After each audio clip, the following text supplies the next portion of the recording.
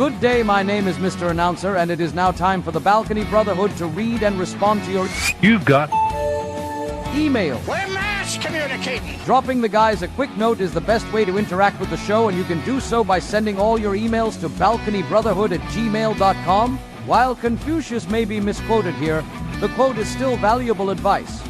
The man who asks a stupid question is a fool for a minute.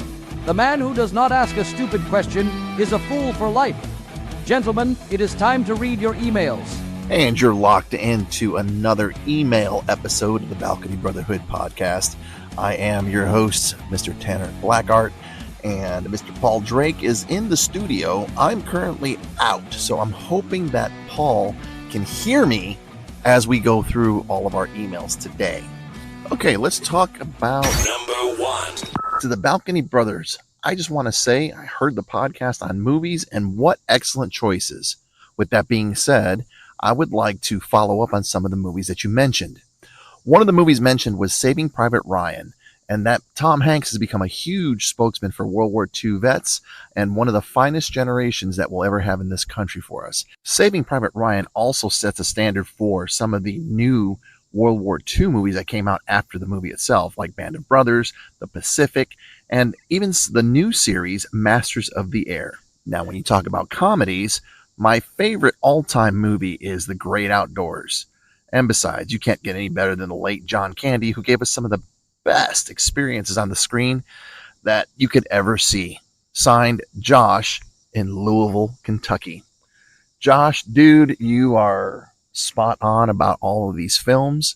I am so glad that you agree with us. I mean, you don't necessarily have to agree with us, but I'm cool with that. And this email reads, Dear BBP, I just found your podcast on Spotify and I'm quite enjoying it. I drive a lot of miles for work and this fits right into my schedule. I agree with your takes in the masculinity episode, and as a father, I'm looking forward to that episode next. Keep up the efforts. Signed, Lyle from Birmingham, Alabama. Well, Lyle, thank you so much for the email. We greatly appreciate it. You know, finding a good podcast to listen to while you're driving is often very helpful, especially when it's a route that you may have driven many, many times.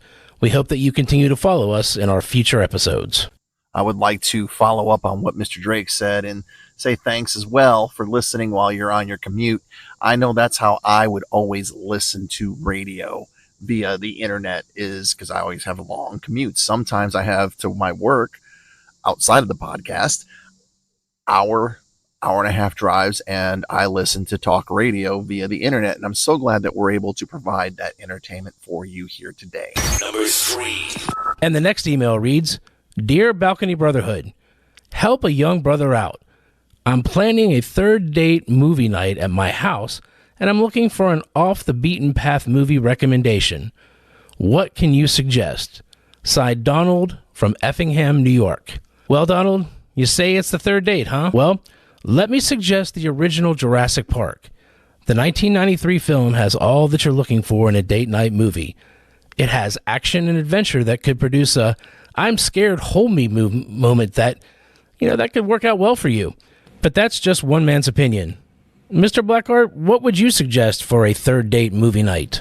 I'm going to stay in the 90s and go back to Jurassic Park just for a second before I move on.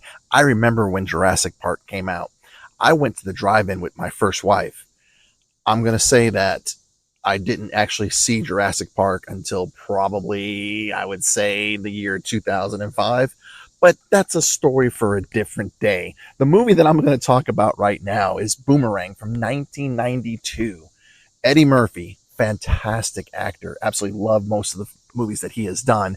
And in this particular movie, he's this hotshot executive and basically a male chauvinist. He meets his new boss, who's Robin Givens, and what he finds out is that she's the female version of him. Lots of great folks. Halle Berry's in this thing. Chris Rock's in it. Martin Lawrence. This movie is lots of fun. And I'm trying to kind of help you third date. You know what I mean? Nudge, nudge, wink, wink. I'm going to leave it there because I know that there are some underage folks that listen to this podcast.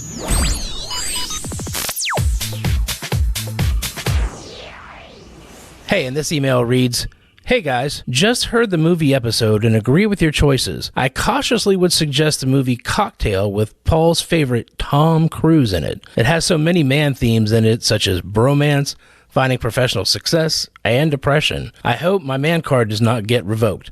Signed, Daryl from Nashua, New Hampshire. Well, Daryl, as I mentioned in the movie episode, I like most of the characters Tom Cruise portrays, and Brian Flanagan is no exception.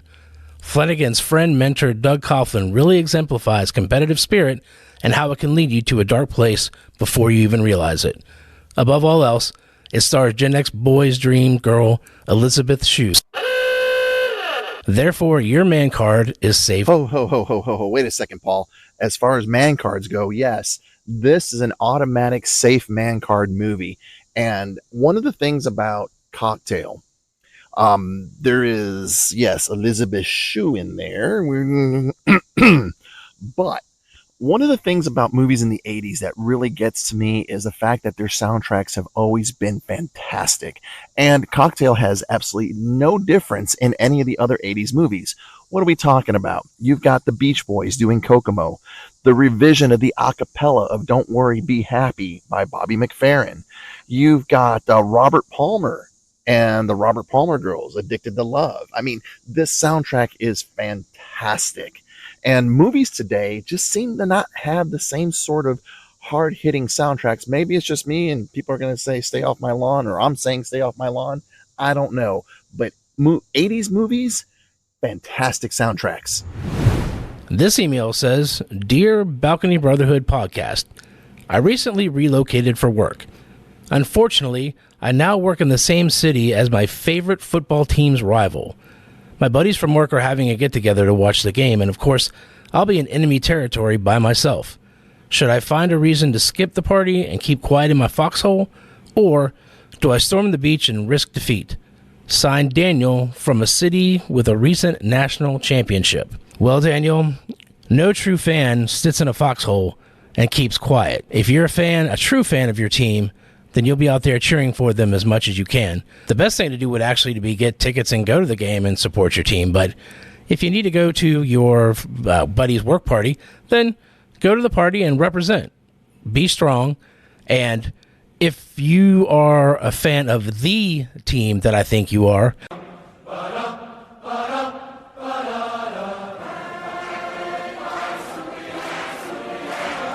then you should have no problem. Maybe it's their year this year to win.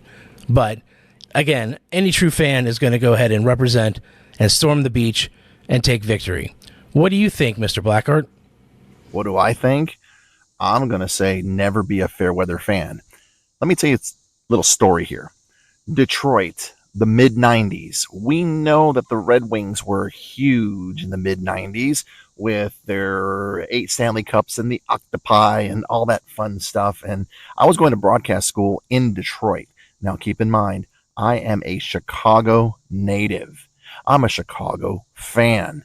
So during the Red Wings run, I was a DJ in one of these sports clubs in Detroit. And guess who shows up in his Blackhawks sweater in front of all these people in Detroit?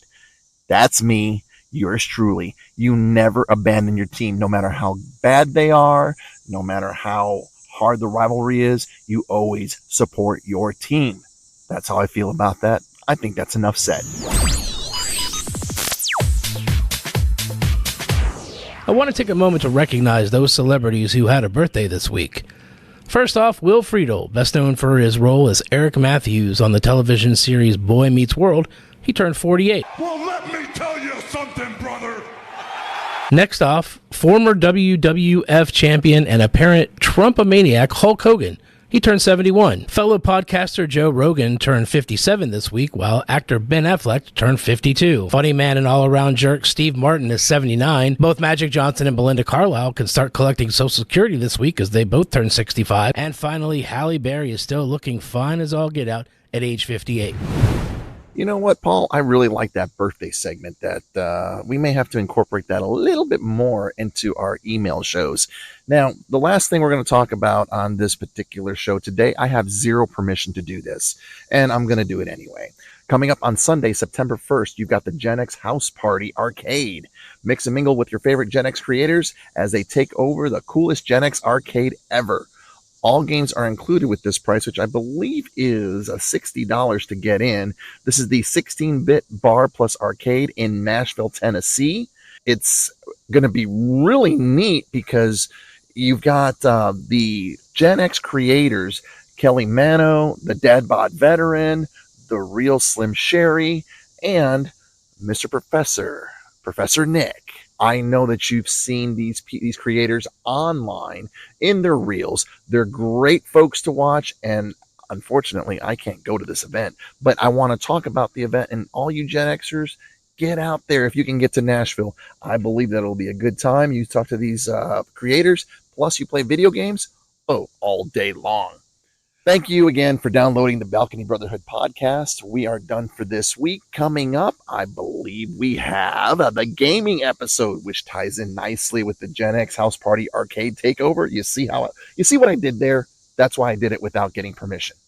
Either way, that's dropping next week, but thank you again. If you want to get your emails into us and ask us for advice, almost like a Dear Abby kind of thing, except, this is the Balcony Brotherhood, hit us with the email at balconybrotherhood@gmail.com, balconybrotherhood@gmail.com. And if you can, go to your different social media websites and hit subscribe for us. That's a big thing, and I guess if we could do that some more, maybe we'll get a little bit more traffic here at the podcast. I'd really appreciate the favor. Even if you don't have an iHeart account, make an iHeart account and subscribe to the podcast. Everywhere you can go, Apple Podcasts, Spotify, create an account and just follow us.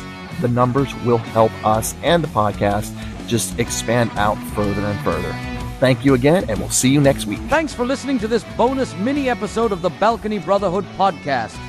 Encom and Whopper have had a hand in bringing you today's show, and they reserve their respective trademarks. Like and subscribe on your favorite podcast platform to be informed when the next episode drops. My name is Mr. Announcer, and until next time, cheerio and Hakuna Matata.